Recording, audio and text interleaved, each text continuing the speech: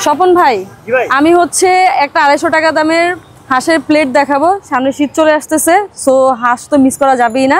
তো আমি দেখে আসলে 250 টাকার প্যাকেজের ভিতরে বা প্লেটের ভিতরে কি কি থাকে।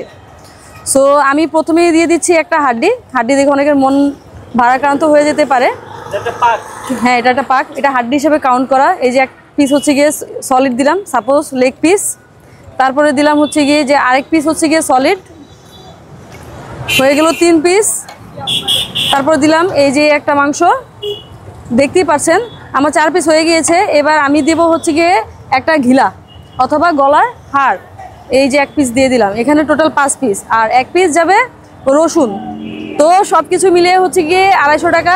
আর ঝোল যাবে হচ্ছে এই যে, তবে আমরা দেই সেকেন্ড টাইম ঝোল দেই কাস্টমারকে, হয়তো পর্যাপ্ত পরিমাণ দিতে পারবো না বেশি বেশি, বাট সেকেন্ড টাইম ঝোল দিই। তো এইটা দেখতে পারতেছেন, এটা হচ্ছে 250 টাকা দামের প্লেটার, হাঁসের প্লেটার 250 টাকা দামের, যেখানে সব কিছু মিলিয়ে 5 পিস রয়েছে। আর আমরা কিন্তু ভাইয়া পাতি হাঁসটা ব্যবহার করি, আমরা হচ্ছে পাতি হাঁসটা ব্যবহার করি।